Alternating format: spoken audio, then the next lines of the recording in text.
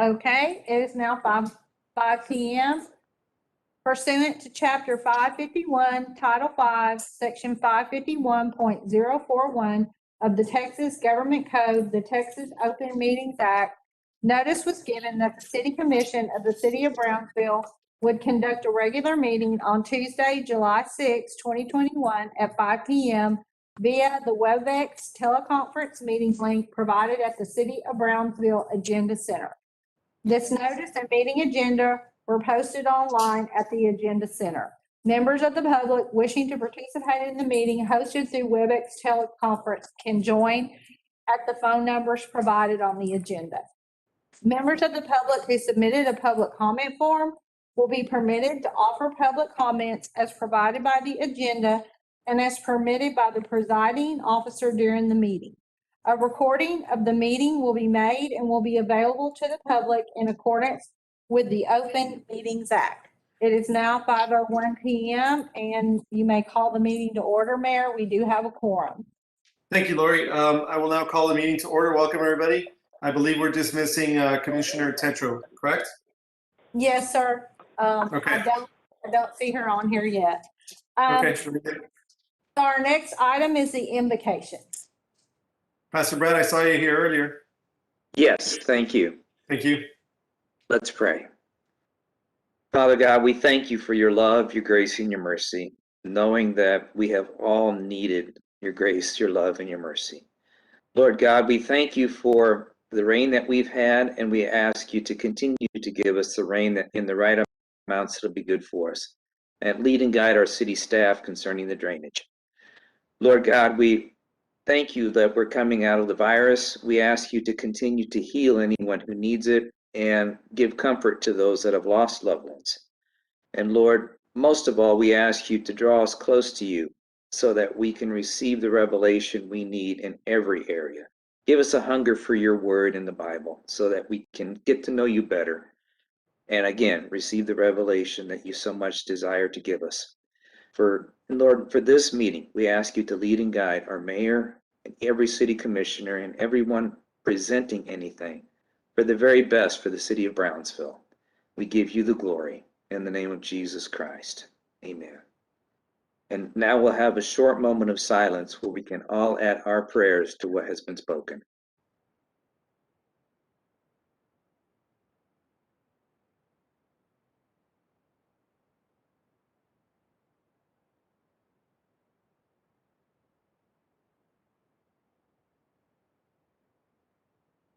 Amen. Thank you, Pastor. Thank you. Our next item is our public comment period.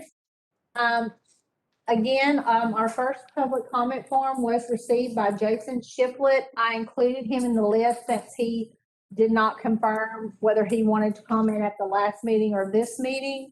Mr. Shiplett, do you happen to be present at this meeting?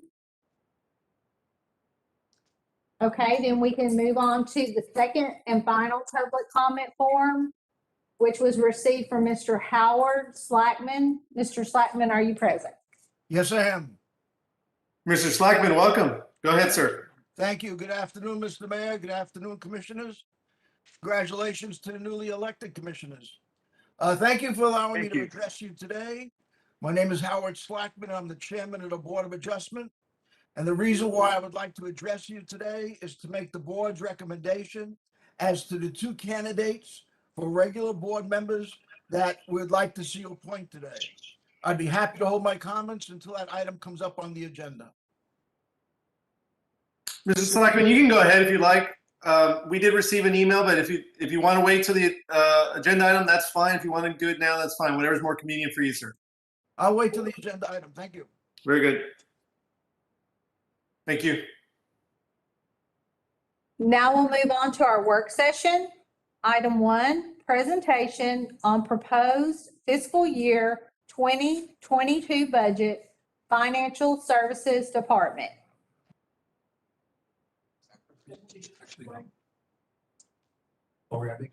Oh, I'm sorry. Okay, I'm sorry. For some reason this was out of order. I apologize. The next item is presentations. And the first presentation is Commissioner District 3, Joel Munguia. Presentation of plaque to Commissioner District 3, Joel Munguia, and remarks concerning his service. Commissioner Munguia had indicated last week that he would attend virtually, but when we contacted him today, he told our office that he would not be able to attend virtually due to a scheduling conflict he hadn't anticipated. So I'm assuming that we will present him with his plaque and we'll send it to him at his office. Okay, very good. Well, thank you, Lori. Okay, Commissioner District 4, Ben Neese. Presentation of plaque to Commissioner District 4, Ben Neese, and his remarks regarding his service, and Commissioner Neese is here in person. Great. Welcome, Commissioner. Thank you. I guess, yes, sir, just stand right there. I think if you stand right there. Yeah, we can see it. You don't see it, Mayor, Commission? Oh, yeah. Yeah, we can. It's a wide shot now, but yeah, we can see it. I'll read it on behalf of the mayor and the commission and also the administration. The plaque reads, Commissioner Ben Neese, District 4, May 2017 through June 2021, in recognition of your exceptional service to the community and leadership to the city of Brownsville, Texas, presented on July 6th, 2021, and it's undersigned by yourself, Mayor, and myself on behalf of the organization. And Commissioner Neese, I want to say thank you. It was a pleasure to serve with you, and it's well deserved. Thank you. Thank you.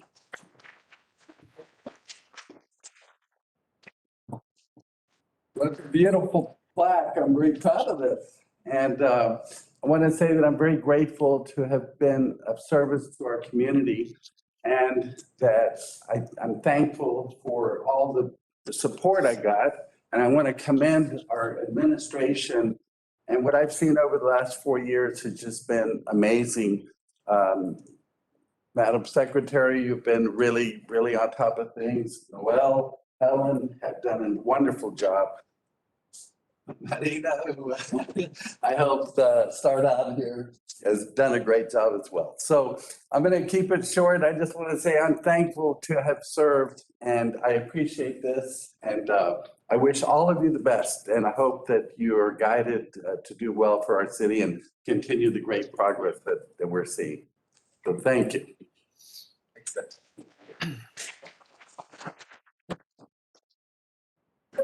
Thank you, Commissioner. I didn't know that you were going to be there in person, or else I would have shown up and presented that to you in person, because that's the very least that you deserve for your service to our city. And I know that unless somebody is served, they don't know how difficult it is to actually put in the work and put in the time to serve the city. And I just want to thank you personally for the passion and for your work and for everything you did for the citizens of your district. I know your passion for downtown is unrivaled. Just, I really want to thank you for everything you did over the last 4 years. I would really like to ask for you to continue to stay involved, especially with anything regarding downtown. I want to see you in some of these meetings, and please apply for boards if you're interested in serving, because you served us and you served us well for 4 years. So thank you very much. Thank you. Take care. Thank you. Good luck. God bless all of you. Take care.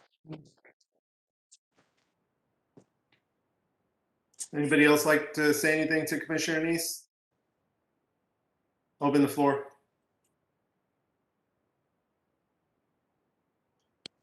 Is he still there?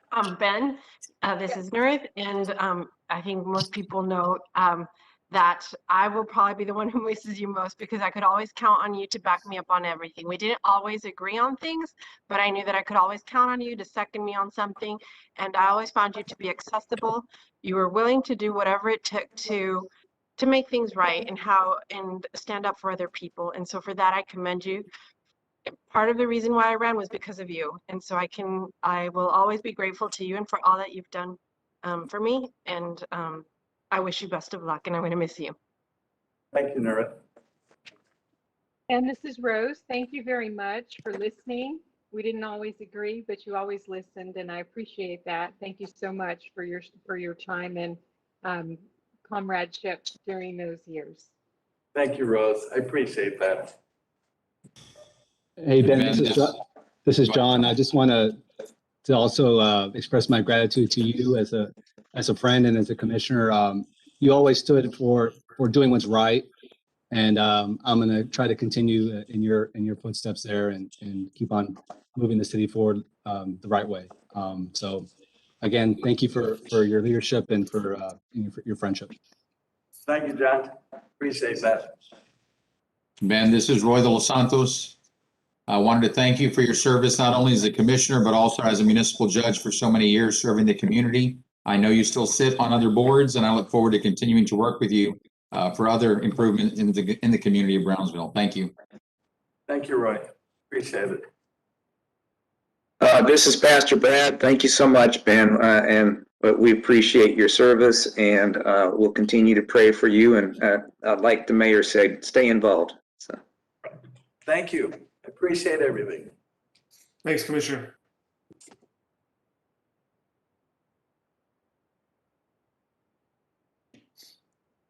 Okay, now we can move on to work sessions. Item 1, presentation on proposed fiscal year 2022 budget, Financial Services Department.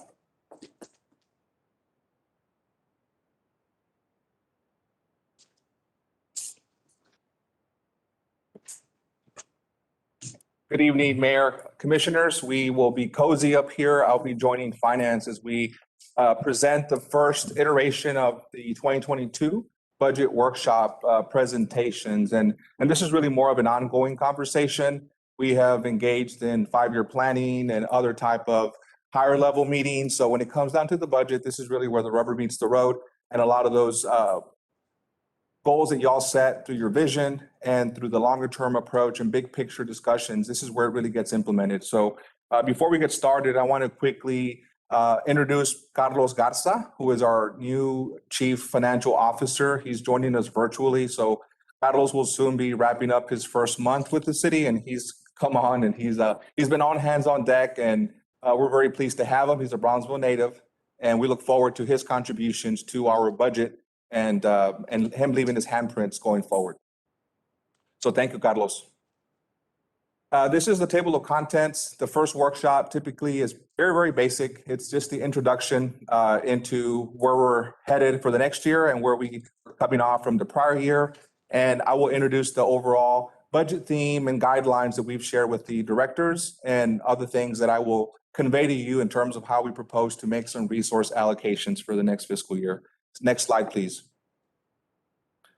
Overall, we're coming out of the pandemic. That's one of the themes that we went into for the fiscal 2021 budget. The theme for the budget that we're currently still in was Renew, Reimagine. We kind of had to go and take a fresh look at a lot of what we were doing. We looked at our staffing, we looked at our services. We really challenged ourselves in terms of how we do business and what were the variety of tactics that we were going to perhaps have to undergo to withstand whatever financial impacts we would potentially face. Some of those tactics that we used involve us changing our sales tax policy to a 60-day accrual method that gave us a one-time $3.1 million sales tax allocation. We used that money for what we call our strategic automation plan. In other words, we focused on coming out of the pandemic more efficiently than we went into the pandemic as an organization, being more data-driven and being more agile. And that was funded through that decision to change how we accrue our sales tax. We also used CARES funding. We leveraged that to create a contingency fund for up to a 15% decline in sales tax, which was the primary source of revenue that we were anticipating to see impacts from.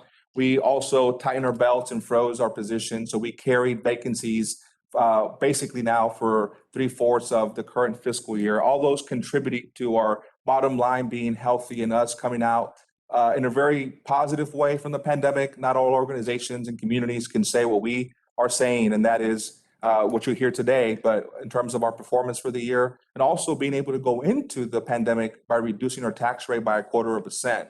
A lot of that is attributed to our long-term planning and also coming out of back-to-back 6% taxable value increases. All of that enabled us to pass some of that relief during the pandemic. We're using our policy statements Those are our strategies that were set during the 5-year planning process. I'll touch on that a little bit later. But ultimately, we accounted for whatever COVID could throw our way, and difficult decisions were made. We will look differently in certain areas. I know we have a facility that we have moved on from to allow our museum to expand, and that's the Ringgold Pavilion. But all those decisions were all made to protect the city, to protect our community, to allow us to serve businesses and others who looked to the city for support. But our financial house was put into order, and we can now report our end of year performance and where we're headed for the next fiscal year. So Ana Benavides with Finance will now continue with end of year projections. Next slide.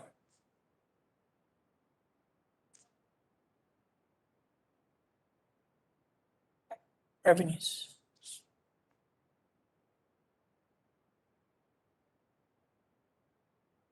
On the end of year projections for general fund revenues, we are estimating a positive variance of 9.2% or 9.8 million. Property taxes and sales taxes are two of the major revenues of the general fund. For property taxes, the variance that we are estimating is not significant. However, for sales taxes, we budgeted conservatively and prepared for a 15% decrease in revenues due to the pandemic. However, we have not seen a decrease in revenues for these for sales taxes. For March and April, we saw record increases of almost 50% compared to prior year actuals. And one of the assumptions that we're making on the increase of sales taxes is that this might be due to the stimulus money that has been put into the local economy by the federal government. We are estimating a variance from the budget of 7.6 million. On the transfers from other funds, we are recommending a reduction of these revenue source from bridge and landfill of 3.1 million. And this is to replenish these two funds that have been affected by the pandemic. The difference from this reduction in revenue will come from the surplus in sales taxes. On the BPUV transfer, we are keeping this flat at 9.9 million. On intergovernmental, this is grant revenue. We are seeing an increase due to 8.2 million in CARES funding that was received this fiscal year. On licenses and permits, this is another category that we're seeing an increase, and this is due to one-time increase in revenue that is due to a peak in residential construction.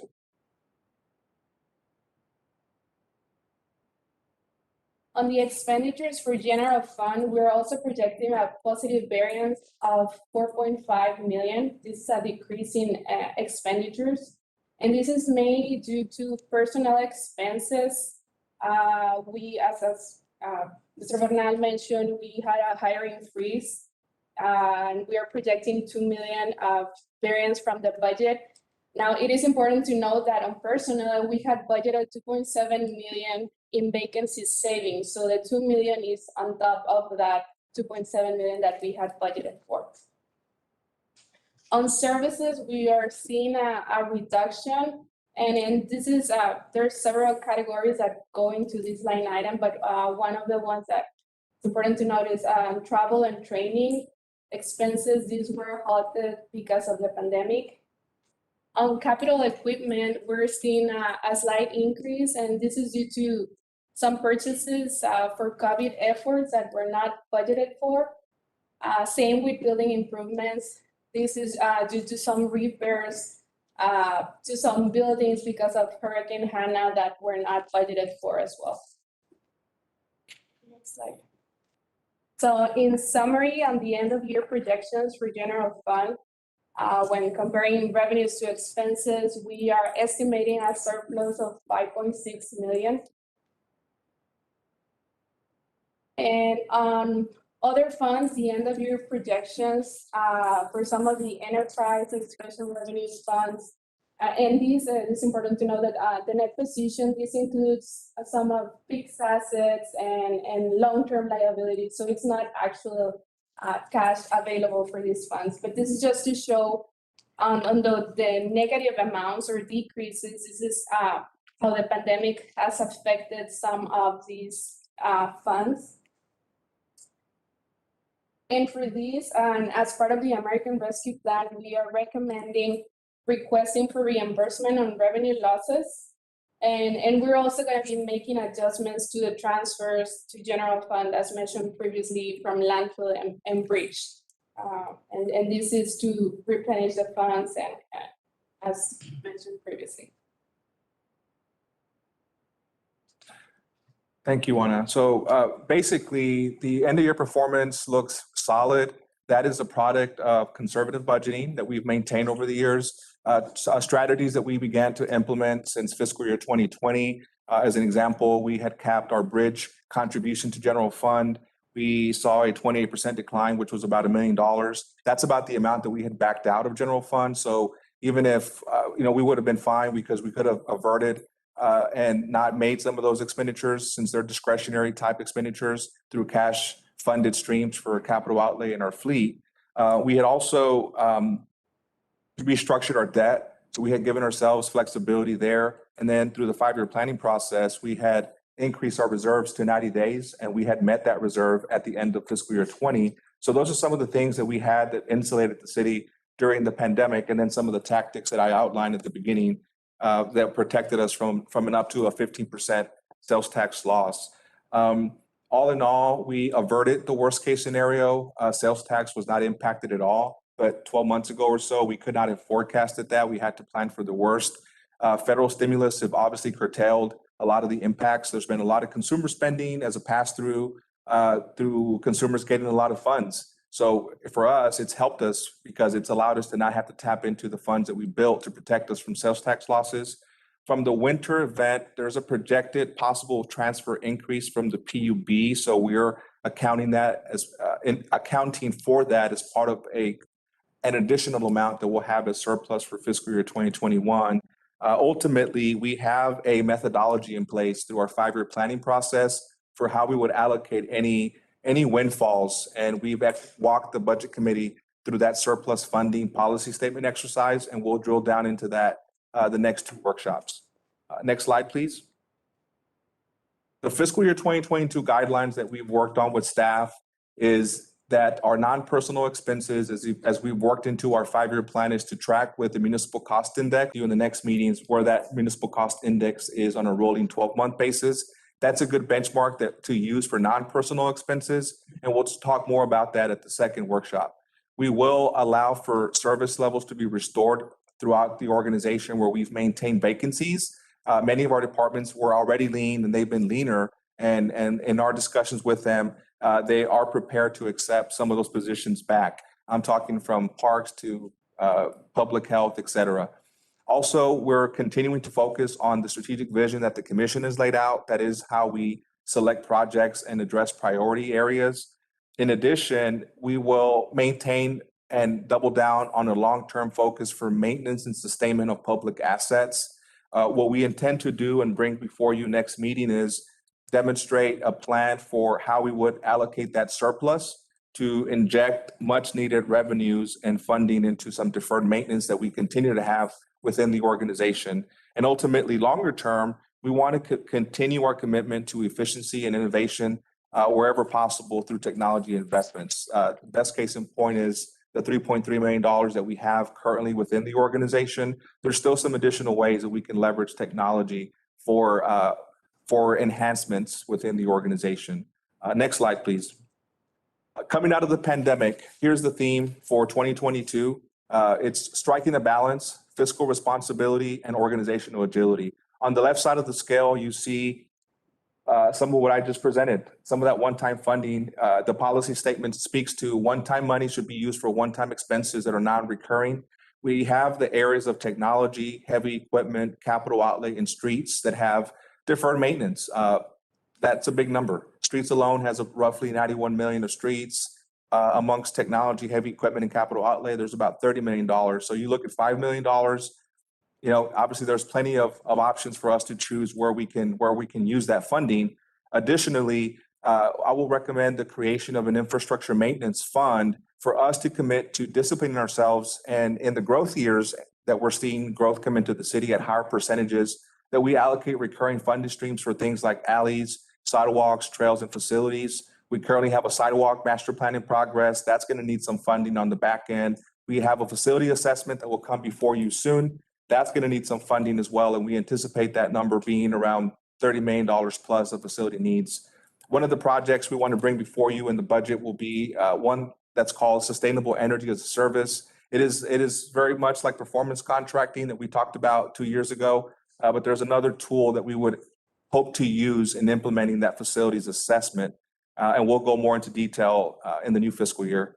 And then also on the right side, that's more of the organizational agility. While we're restoring vacancies, we still want to be strategic about how we use the vacancies. Does everything have to be, some positions have gone from consolidating part-timers to full-time, taking full-time to part-time, just really looking at how we are more strategic with our use of personnel. Also service levels, we're continuing to assess our service levels. We want to be data-driven. We want to be analytical about how we allocate resources, and we're not done there. We have like maybe half of the organization that we really had a chance to assess. Fire department's going to go through its own assessment this year through a third party, and then fire after that. Before they can go through their assessment, police needs to get their legacy system replaced because they don't have the data to really help them analyze a lot of their call volumes and reporting, et cetera. And then also the health plan. We have plans to create a subcommittee of the commission to help us continue to focus on the self-funded insurance plan so that we can cost contain there and implement some strategies that we have not considered yet as a city. The priorities are set by you all and your vision, but when we go forward, coming out of the pandemic, some of the growth that we're experiencing, as we mentioned, has to go to meet deferred needs. But in addition, we have to be very thoughtful about how we allocate resources. We have to be careful on fixed costs. We have to be watchful on our long-term liabilities and entitlements. As we grow our services, we have to grow smartly.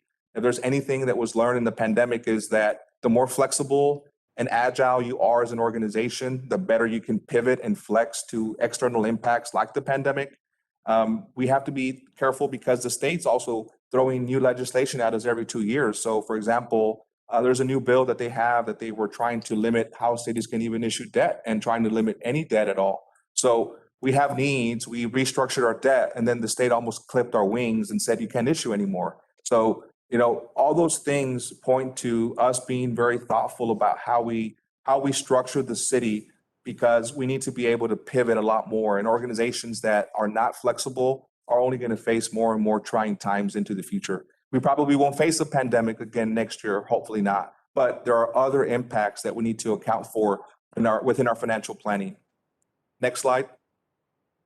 And then finally, here's what we know as of today and what you'll begin to see unpacked over the next 2 workshops. We've broken up our organization into 4 departments being analyzed per year. We did 4 last year. These are the 4 that we're doing this year. City Secretary, Parks and Recreation, Fire Department, and Enterprise Applications, or IT. These are the departments that we'll look at first for allocating recurring costs to. That doesn't mean that other departments can't be looked at, but we're taking this phased approach. The one-time surplus funding you've seen is $5 million. There might be more, but that we'll have to allocate. And what I would say there is that this is the first time in a while that the city has had discretionary funding like that to allocate. So we want to make sure that we allocate it within our framework, because we've built systems that will only create more and more surplus funding.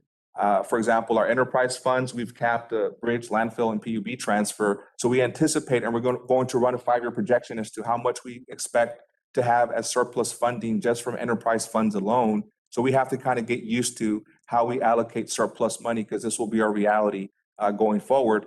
Also, our CIP, we still have the capacity from the restructured debt. So we're anticipating $10 million being available again for capital improvements. Our property taxes preliminarily is up 5.78%. That may come down based on contested valuations and things like that, but that's the current number we're using. And then we know we have commitments for our police and fire collective bargaining agreements. And then also we will need to allocate the American Rescue Plan funding of $65.2 million, which you all will have a presentation for this evening. So that wraps up. I'll let finance go over the next few key dates, but I'll be happy to answer any questions on any of the first budget workshop points that have been made. I appreciate that, Noel. That was a good presentation. It was pretty easy to understand. Does anybody from the commission have any questions or any thoughts on this?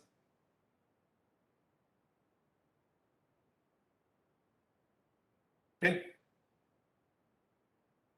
Thanks. Okay, thank you. Next, want to go over this? So yeah, we have scheduled the next work session, July 20th, to continue this. Those are the key dates.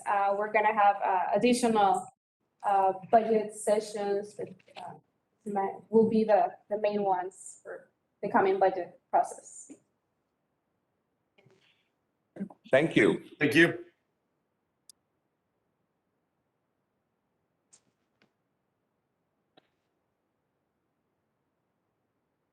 Okay, our next item is consent agenda items. And Mayor, I believe we were told that consent agenda item 17 is going to need to be tabled.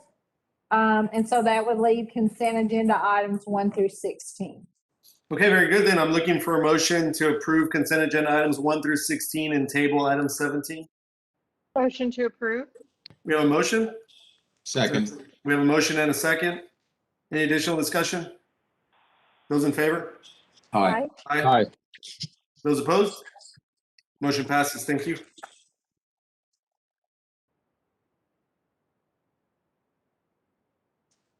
Okay, we'll move on to public hearings. Item 1, public hearing and action on the first reading on ordinance number 2021-1687 to authorize the city manager to abandon and close a 5-foot utility easement located in Lot 47, Block 1, Northwood Number 3 subdivision, replat B, in exchange for a proposed 5-foot utility easement located within the same property, engineering and public works.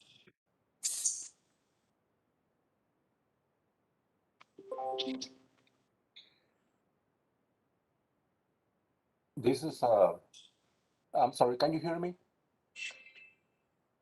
Yes. Yes, we can. Okay, I'm sorry. This is Eddie Santillan. I'm the right-of-way agent for the city of Brownsville Engineering Department. Basically, we're trying to assist the citizen remove an existing utility easement in the middle of his property.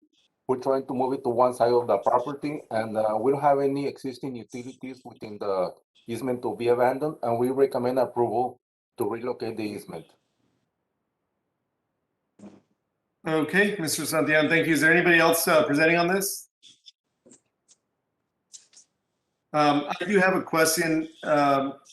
It's kind of confusing to me because the actual item reads that you're asking to abandon a 5-foot easement, but then you're asking the homeowner to grant another 5-foot easement. So I'm not sure exactly what we're gaining here. Can somebody explain that a little bit better? Yes, Mayor. Basically, it's like an exchange. We'll abandon the easement, but in case the city needs to place any utilities in the future, we can have like a place to connect point A to point B. So basically, we're keeping an easement within the property, but helping him remove the existing one so they can construct his home. It's like an exchange, like a relocation. Okay, but are you going to remove the easement and then allow him to construct and then place another easement on, or what is the exchange? I think I'm having trouble following that. Right. The proposed easement is gonna be like on the side of the property, not Okay. in the middle anymore. Okay, that makes sense. Got it. So then you're just changing the location of it. Okay. That is correct. Okay, that makes sense. All right. Thank you, Mr. Santillan. Thank you, Mayor. Anybody else have any questions or concerns? Okay, there's a public hearing. Is there anybody here who's going to speak on this item? Hearing none, I'll entertain a motion to close public hearing. So moved. We have a motion. Second. We have a motion and a second. Any discussion? Those in favor? Aye. Aye. Those opposed? Motion passes. So now does anybody have any motion on the item? I'll move to approve. We have a motion to approve. Is there a second? Second. We have a motion and a second. Any discussion? Those in favor? Aye. Aye. Aye. Those opposed? Aye. Motion passes. Thank you. We'll move on to items for individual consideration. Item 1, consideration and action on 23rd amended declaration of local disaster for public health emergency, city manager's office. Good evening, Honorable Mayor, Commissioners. This evening, we have the 23rd amended declaration of local disaster for public health emergency. The latest declaration essentially takes us from July 6th through August 3rd. Just as a reminder, the language has remained the same as the 22nd amendment. I want to remind commissioners that we have always had language in place. Should we have a recurrence that takes us above the TSA rate above 15%, that language has continued here. There's been a lot of conversations about the vaccines and the Delta variants. Next slide. And I just wanted to show where, as of July 5th, this slide here was updated July 1st, but I actually have some more updated numbers. As of July 5th at 1 p.m., total dosages administered 464,909. Percent of the population at least 12 years of age with at least one dose is at 76.27%. With percent of the population with fully vaccinated over the age of 12 at 65%. And those of 65 and over with one dose, we are at 88.79%. And percent of the population 65 and over fully vaccinated, we are at 80.78%.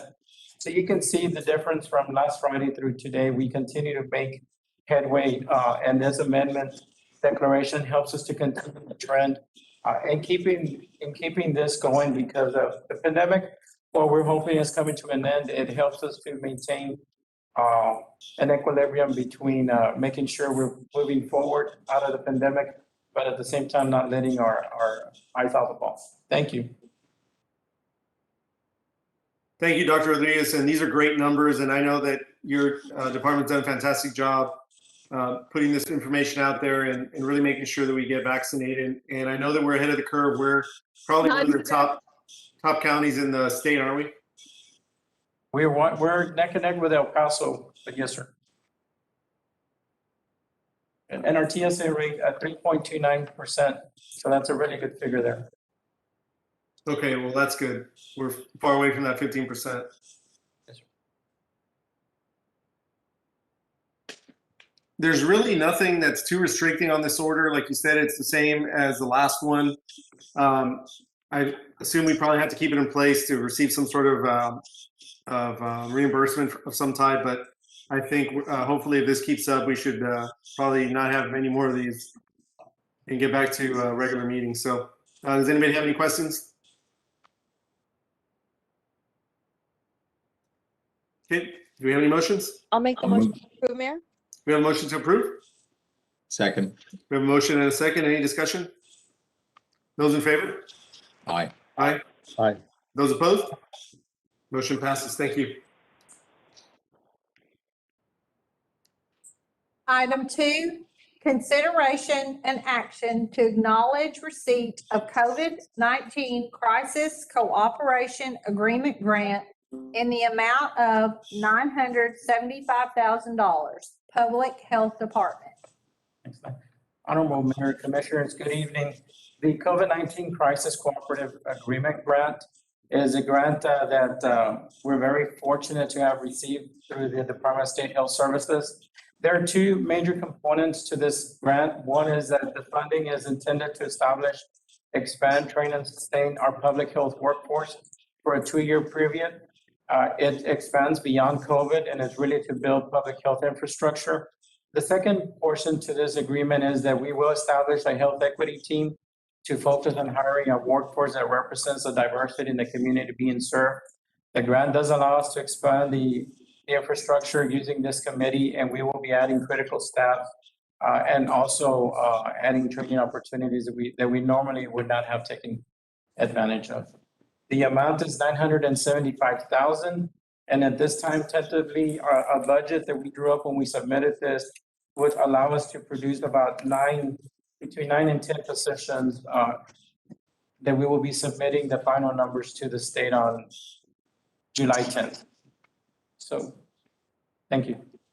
Thank you. Do we have any questions on this? Any comments? Okay. Do we have any motions? I'll I move to, move to it. Go ahead. second, sorry. We have a motion to approve. Is there a second? Second.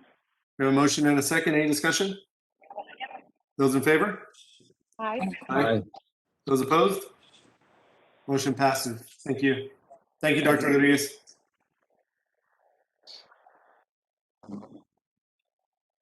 Item 3, consideration and action for the city commission to adopt resolution number 2021-040, approving the Texas Department of Transportation sponsored Public Transportation Agency Safe Plan and establishing safety performance targets for Brownsville Metro multimodal transportation transit.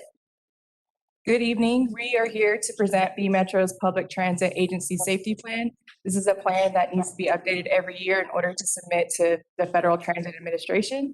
I have here today Mr. Juan Miguel Gonzalez, our Chief Safety Officer, to present these updates and changes. Good afternoon, everyone. Mayor, City Commissioners, just a brief updates on what we've done for the 2021 ASP, our Agency Safety Plan. We have updated our Metro organizational chart, but more importantly, our baseline numbers are now listed here. Our safety performance measures are as follows. For our fixed route, we've, for fatalities, we've set a number of 0. Our injuries, we've set a number, our target goal of less than 20 for the upcoming year. Our safety events at less than 160. And our mean distance between major mechanical failures, we're going to carry over the same number from the previous ASP at 5,288 miles. For our demand response or our paratransit, our fatalities, of course, we want to keep at 0. Our injuries at 10. Our safety events at 12. And our mean distance between major mechanical failures, again, also carry over from last year's ASP at 9,627 miles. Now, what we want to point out here is we want to make sure that our major mechanical failure numbers we want to have those numbers a little higher. We always want to have those higher. And of course, all our other goals, we want to have as low as possible. Those are safety numbers. Previously, we have set up performance measures were developed by using a 5-year average as recommended by both TxDOT and through FTA as well. This year, B Metro sat and we decided to set our own performance goals this year, which is where we are right now.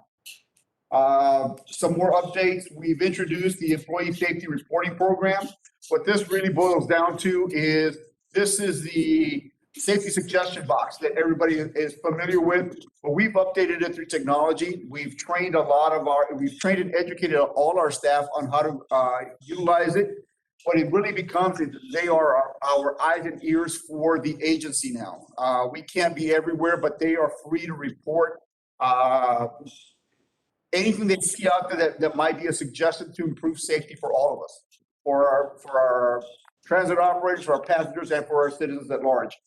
All of this together, ladies and gentlemen, is what we've put together is through people, processes, and technology. That's where we are really working to focus our culture and safety. Any questions? I think it's really good. Thank you.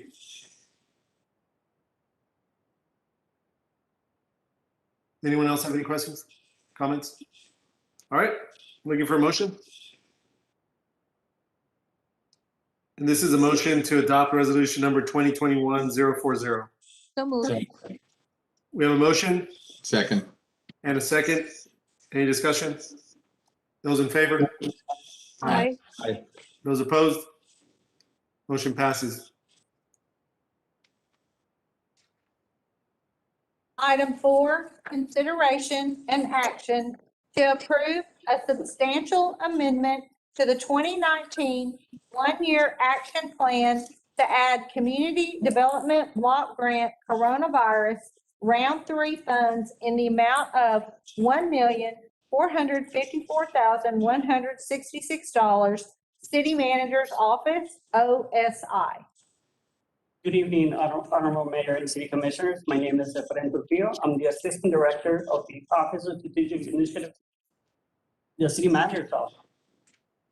Today, next slide, please. Today's for your consideration and action is a substantial amendment to the 2019 Annual Action Plan in order to access the Community Development Block Grant, CARES Act funding. Next slide, please. The CDBG funds are designated to be used to prevent, prepare for, and respond to coronavirus as part of the Coronavirus Aid CARES Act. These funds are in addition to our regular CDBG allocations that we receive annually. Next slide, please. Generally, the CDBG grant objective is to benefit low and moderate income persons, aid prevention of and/or eliminations of slum and blight, or meet need having particular urgency. But in this instance, it must be related to the prevention, the preparedness, and the response to the coronavirus pandemic. As part of our effort to better understand our needs of our community during COVID-19, we developed a survey that was shared with several nonprofit partners to identify the major needs of our residents. Based on this feedback in our reach, we received a total of 3 applications for CDBG CV funds, which were reviewed by our technical committee, and they are recommending to award 2 out of the 3 applications. Slide, please. The technical committee is proposing to fund the following projects aside from the City of Brownsville administration activity, which is capped at 20%, to a total amount of $290,833. BCAC will be receiving $581,667 for the small business assistance. CDCB will be receiving $581,666 for rental, mortgage assistance, and or utility assistance. Next slide, please. The City of Brownsville received a total of $3,051,861 through the CDBG CV CARES Act funding. Next slide, please. These 3 activities, one for the administration of the program, will compete to the pillars for the City Commission under governance. BCIC with their small business program will be aiming to target the quality of life, economic development.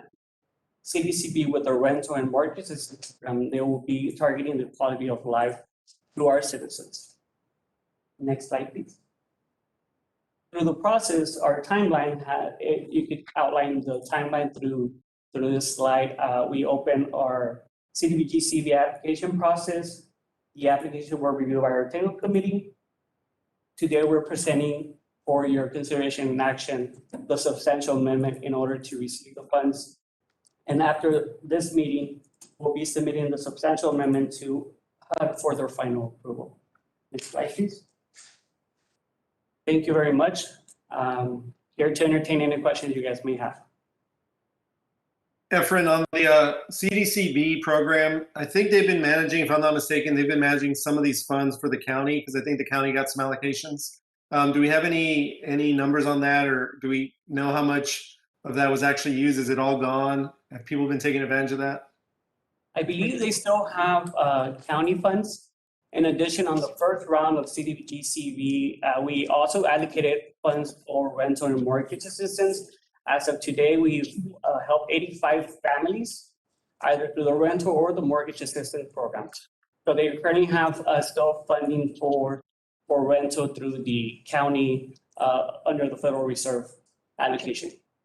Is there any entities that you partner with or that you plan to partner with so that people know that this money is available?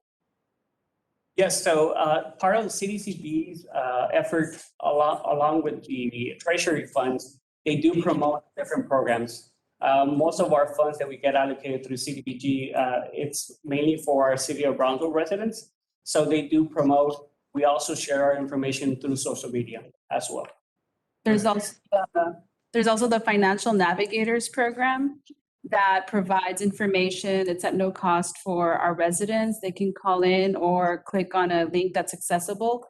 And depending on their need, Financial Navigator can navigate them through either this program, rental assistance program, or food programs and other programs. I just want to make sure that the people that need the assistance are actually aware of it, because these people are least likely to have internet, right? So if it requires a click or requires going to a website, they're not going to be able to do it. So I just want to make sure that there's some sort of plan in place to reach these individuals that don't have access to internet or that actually need this kind of help. Yes, there's applications. Yes, for sure. There's applications at the library. Okay. So that they can pick them up in person and at other locations. And if you all want to have more information, you can definitely call CDCB. Their phone number is 956-541-4955.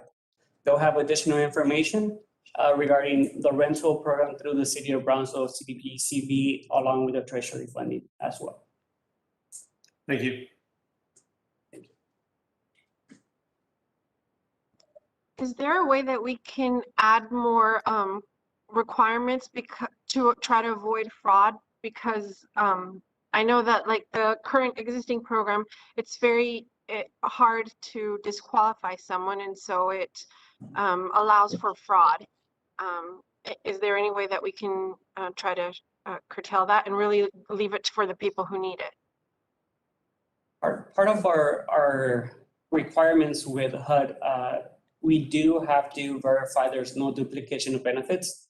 Obviously, there's Treasury funding. In this case, there's CDP, CV funding for rental, and more that goes along with small business because there's SBA funding available for the small businesses.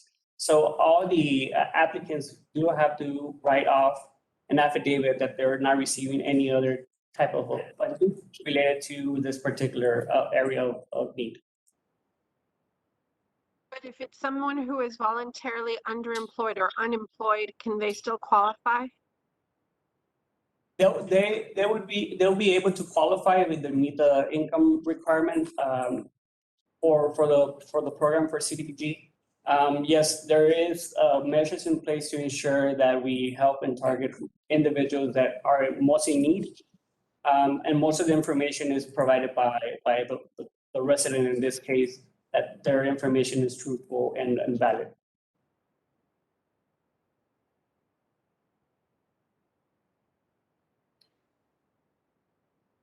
Any other questions? Okay, do we have any motions? To approve, Mayor. We have a motion to approve. Is there a second? Second. We have a motion and a second. Any discussion? Those in favor? Aye. Aye. Aye. Those opposed? Motion passes. Thank you. Thank you. Thank you. Item 5, consideration and action to award contract LCS-27-0221 legislative consulting contract to Martinez and Associates in the amount of $72,000, City Manager's Office. Mayor, City Commission, I believe Mario Martinez is here on the call. About 6 years ago, the city did not have any representation in Austin. And to improve our relationships in Austin, we went out for an RFP. At that time, Mario was selected. The contract came up. The contract has 2 renewals in the contract. And so at the 6th year, which is now, we put out another RFP. And so we put out an RFP in March. We had Mario as the only respondent at this time. And so this is what we bring before you today. What has happened over the past 6 years, our relationships have greatly improved in Austin, not only with the legislators, but also with the state agencies.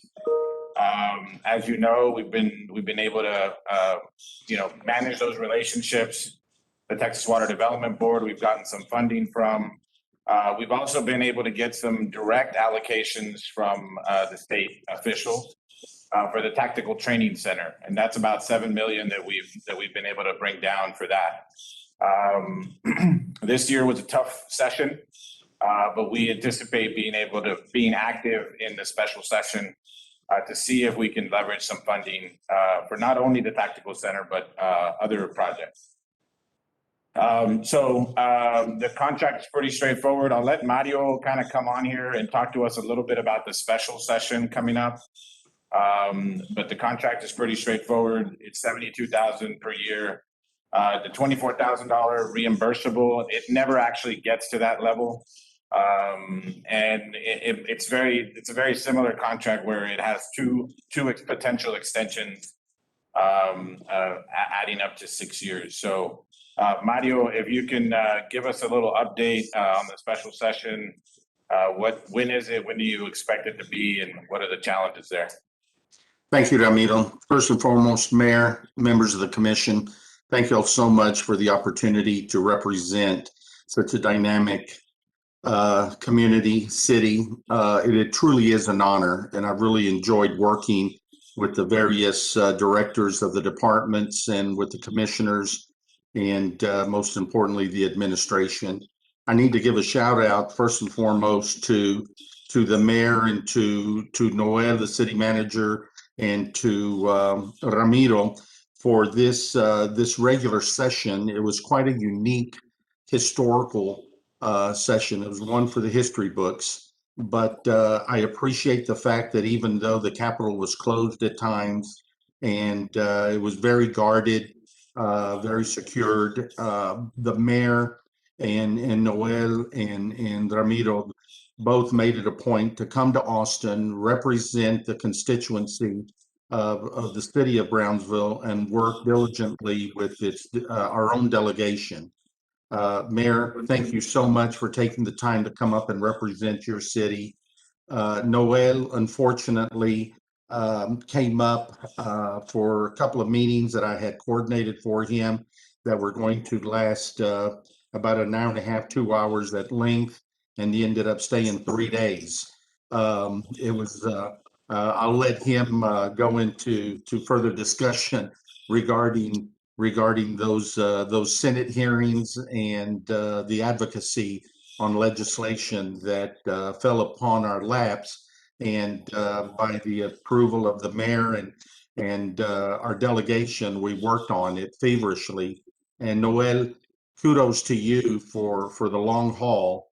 I know you had to send in for some supplies, underclothing and all that you didn't necessarily have readily available with you, but nevertheless, you were there representing the constituency and doing the due diligence of working back with Ramiro via teleconference and virtual visits to get the language, the legislation formulated and set before the Senate committee. So with all that being said, again, thank you all so much for representing the community, the constituency. In reference to the special session, one item that y'all have been kicking back and forth has been this, the COVID Relief Act. Currently, there is a $15.8 billion distribution subject matter that's going to be brought before a special session. We suspect there's going to be possibly 2, maybe even 3 special sessions at our heels. Currently, the first one is scheduled for this Thursday, July 8th. And even though the governor has yet to lay out what the emergency items are, we suspect that the first one's going to be what was a major issue during the regular session was the voter, some people refer to as a voter suppression bill. We do suspect that will be one that they'll be dealing with in the next few days. Additionally, the governor's vetoing of Article 10, which was issues dealing with the salaries of the legislators. Mr. Mayor, warning has to scope. Okay, he's just telling me that you're talking, I guess, about topics that aren't on the agenda, Mario. Sorry about that. I'm sorry. I'm sorry. Anyway, and I was just told to keep it short, so I will. Yeah. We will be during the special session. There will be 3, and I'll be reporting back to the mayor and to the administration as those come along. There is an actual report, a legislative report that was submitted, post report to the administration, and it has a lot of the information on the relative issues. Okay. Thank you. Thank you, Mr. Martinez. I appreciate that. This is an item to award a contract for legislative consulting. Do we have any motions on this item? I'll move toward the contract. We have a motion to approve. Is there a second? I'll second. We have a motion and a second. Is there any discussion? Those in favor? Aye. Aye. Aye. Those opposed? Motion passes. Thank you. Thank you, Mayor, Commissioners. God bless y'all. Yes, sir. Thank you.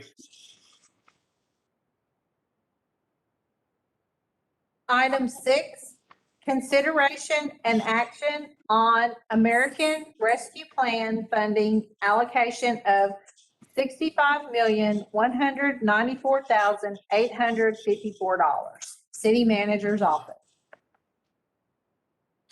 Mayor, City Commission, as you know, the federal government passed the American Rescue Plan, and that did include state and local assistance for a variety of projects. Really, next slide, it really broke down into 4 kind of pillars that they saw as important to get the recovery moving in the right direction. One of them was obviously anything related to COVID-19 responses and eligible expense. 2, essential workers. 3, revenue loss for government services. And 4, investments in water, sewer, drainage, and broadband. Those are basically the 4 pillars of eligible expenses for ARP. So with that, next slide. Taking into consideration the eligible expenses and all the rules that have come out, 130 pages worth of rules. What the administration, what we did is we basically put our own framework together. We knew that there's about a 2-year window to allocate funds. There is about a 4-year window to finish the project, right? So they're not going to cut off the funds if the project is underway. But we do want to be expeditious with any project that we select. And then so our framework was, is the project eligible? That was the first question. Is the project shovel ready? Do we have a plan, or can it be executed quickly? What is the return on the investment, and what is the overall community impact?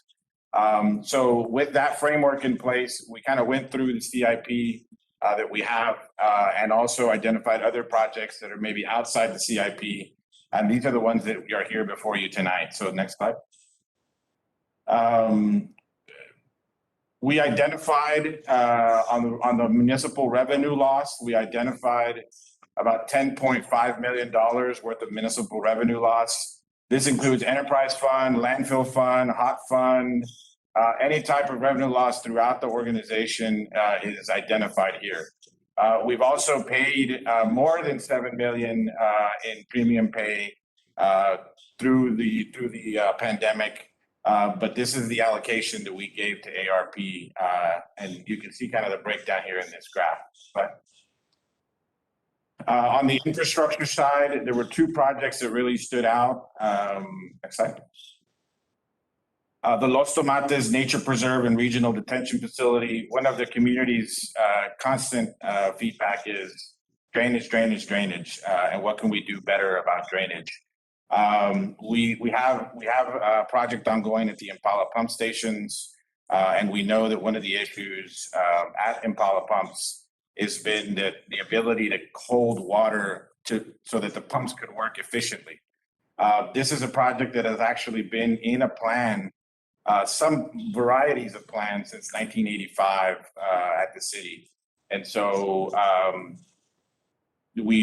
so as part of a drainage plan.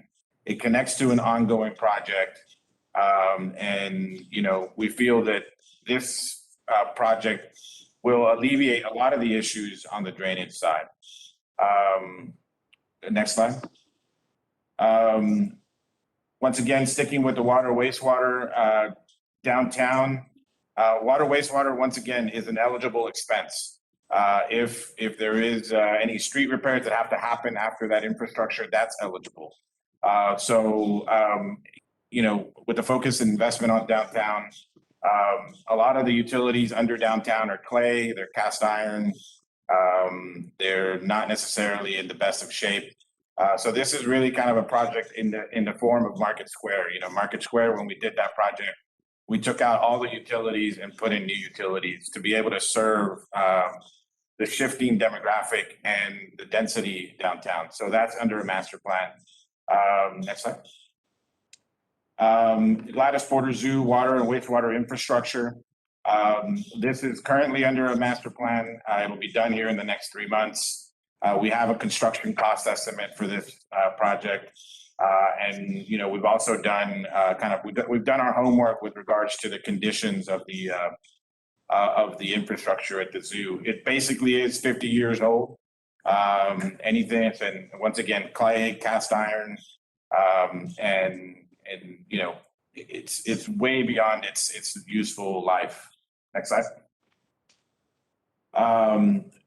The next one is, you've heard a lot about the middle mile broadband deployment. That plan is just about complete. We have a master plan. We have we have posted an RFP for the design and construction of the middle mile. And we do have a request for information for any public-private partnerships for the last mile.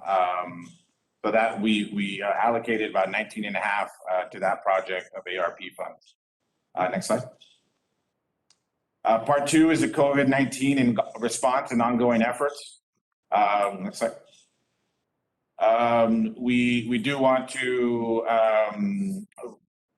reimburse TSC for all the support that they gave us by setting up the iTech Center as a vaccine hub. And so that really didn't cost much, but we feel it's important to do that. So that's $20,000. Next slide. $50,000 for marketing, continued marketing and communications. You heard from Art earlier today. You know, we're at about 70%, I think, 75%. So how do we get, you know, the next 25% is the hardest. So we need to have a good marketing and communications. This could also be incentives. Some communities have taken to, you know, a lot of good ideas around incentives to get people to vaccinate. Next slide. Along with that is investment in our public health infrastructure. We will, on this item, we will make sure that there's no overlap between the grant that you all just accepted on behalf of Art. But really the projects are the Ringgold Street EMS. There's a building there that has been empty for the last 10 years or more. You know, convert it into a public health center. The same thing over at Bark, have a substation up in North Brownsville, a mobile response unit for any type of responses that are needed, additional computer equipment and vehicles. Next slide. We also want to help the tourism-related nonprofits that did participate in PPP, some. But others, I mean, they never got a revenue loss ability from the federal government.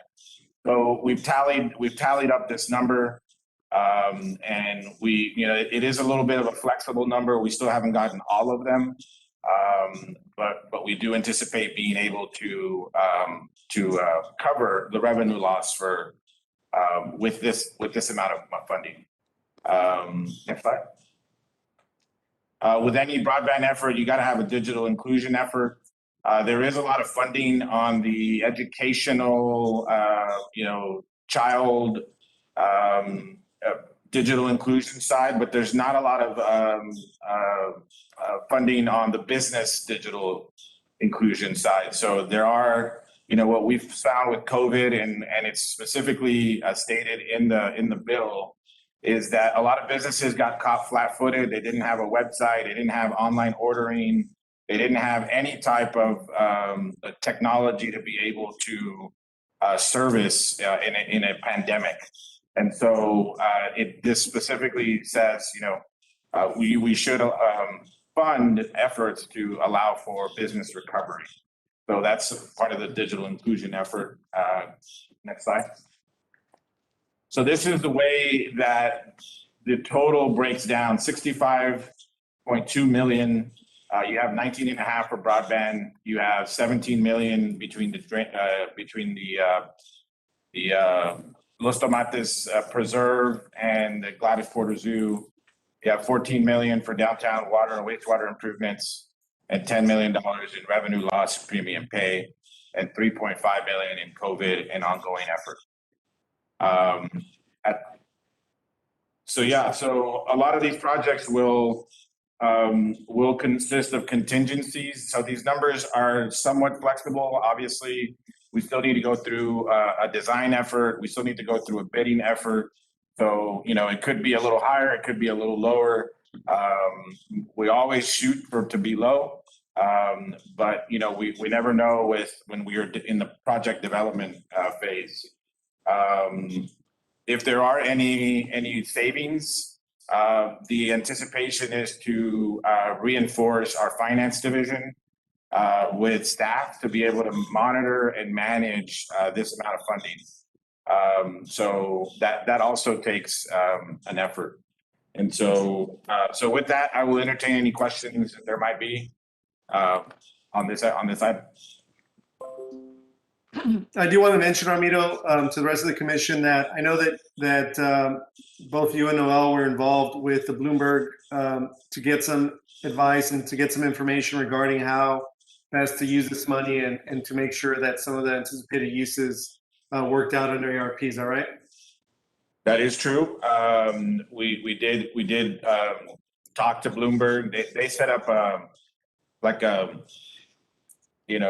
technical assistance hotline for about 20 cities. And so we did talk to them on this proposal. They were specifically with broadband, they were very impressed that, they said we were probably one of the leading cities in the country on that issue alone. So. Yeah, and we were only one of 20 cities to be invited into that program, because I remember getting that email and sending it on. And so I'm glad we were able to be a part of that. I know it was really helpful. Yes, sir. Does anybody have any questions or any comments regarding the proposal here?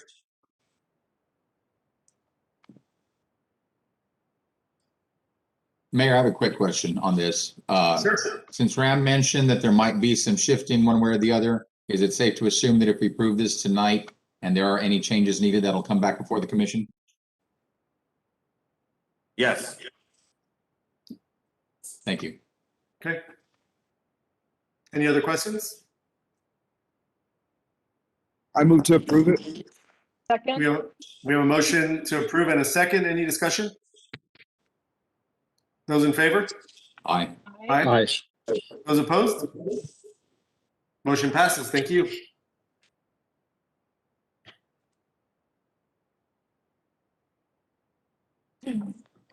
Our next item is board appointments. Item 1, consideration and action on resolution number 2021-048 to appoint 4 board members to the Board of Adjustment, Planning and Redevelopment Department. Thank you, Ms. Morgan. This is Alan Garcia speaking. Good afternoon, Mayor, Commissioners.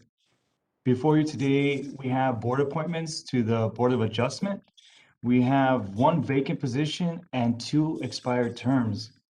As y'all might know, we have Mr. De Los Santos, who is now appointed to, or was elected to City Commission, and he was serving on the Board of Adjustment. And we all, like I said, we have 1 vacant position, 2 expired terms, and Mr. De Los Santos position, so a total of 4. As a matter of fact, planning staff did receive just over 15 applications, so there is interest in this board. I'm available for any questions, and I believe the next slide shows the applicants. And this was updated. What we got in our packet, Alan, was the most up-to-date list. Yes, this was actually moving forward to this meeting, and there was no new applicants since then. Okay, very good. Was somebody going to speak? I'm sorry. I know that we have Mr. Slackman here who did wish to address the commission on this item. Mr. Slackman, go ahead, sir. Yes, thank you very much. And again, there's a number of applicants listed in front of us. But I wanted to speak towards that. As you know, the new UDC has increased the Board of Adjustment from a 5-member board to a 7-member board. At the time, we believe the UDC would be effective of March 31st. Our board was not sure if we'd have enough members to conduct our business at our April 7th meeting. At that time, there were no applicants. The members of the Board of Adjustment took it upon themselves to recruit candidates for the board. And they did recruit several excellent candidates. Some we're recommending as regular members, and some will be recommended as alternate members in a future time when we're able to do that. For today, we're asking you to appoint as regular members to the Board of Adjustment, John Blackburn and Hobie Follis. Again, these people were recruited by the Board of Adjustment. They've been interviewed by myself. We think very highly of them. We believe that they'll serve the city very well.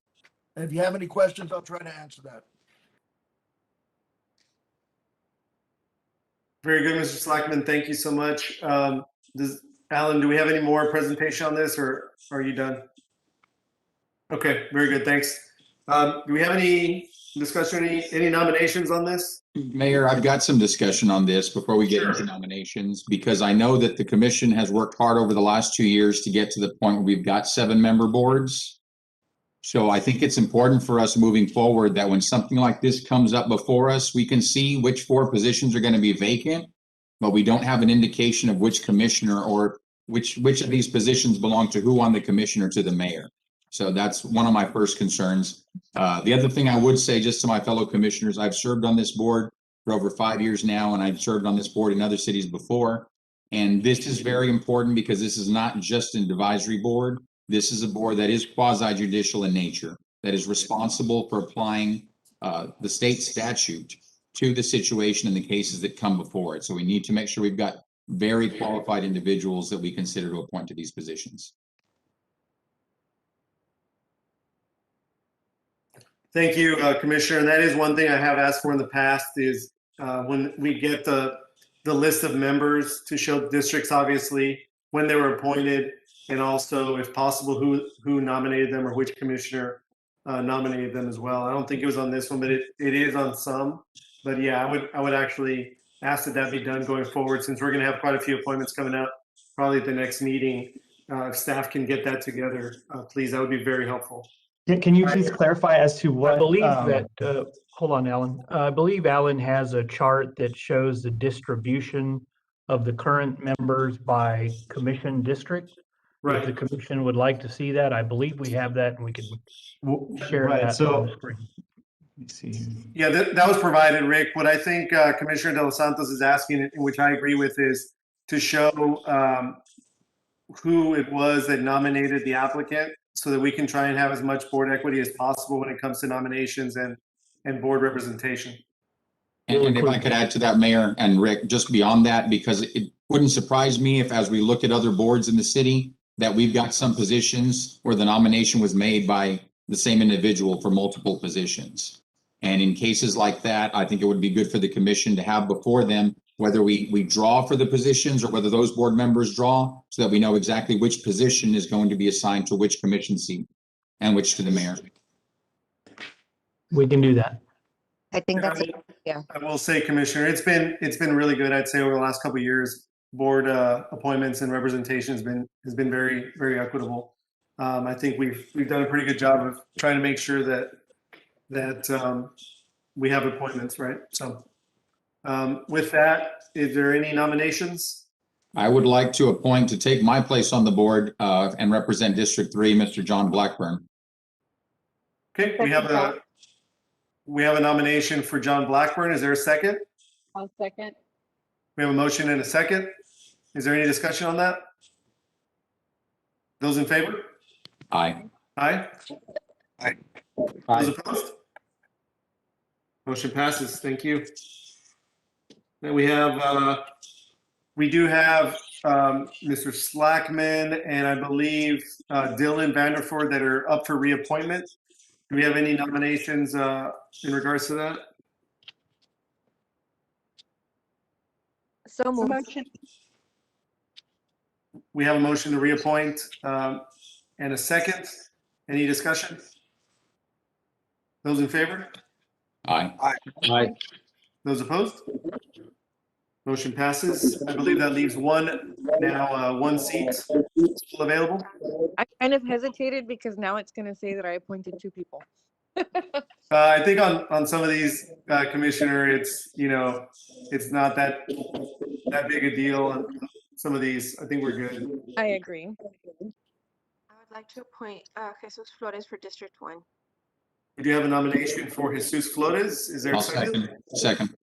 We have a motion and a second. Is there any discussion? Those in favor? Aye. Aye. Aye. Those opposed? Motion passes. I'm glad you made that nomination, Commissioner, because I didn't see anybody from District 1. Thank you. All right. That's the Thank you, Mayor and nomination. Commissioners. Thank you.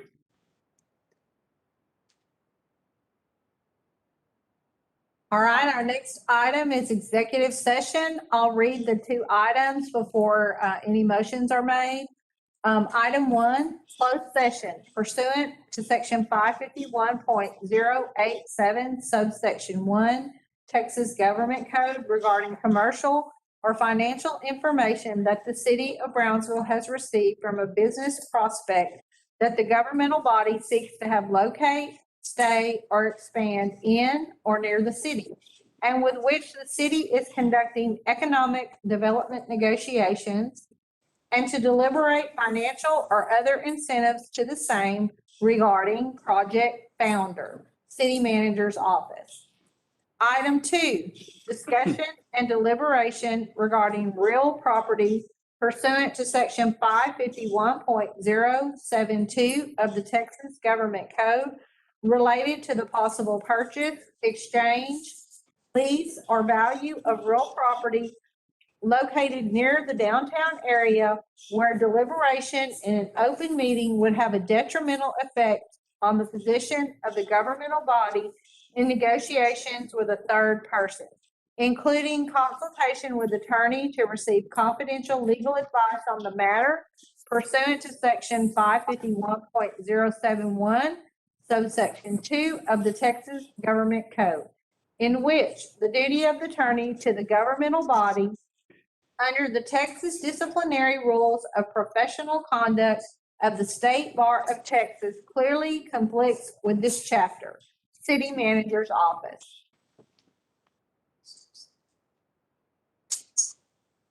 Do we have any motions to go into executive session? So moved. We have a motion. Is there a second? Second. We have a motion and a second. Any discussion? Those in favor? Aye. Aye. Aye. Those opposed? Motion passes. We'll see you in executive session. Thank you. It is 6:24 PM and the City Commission will go into executive session.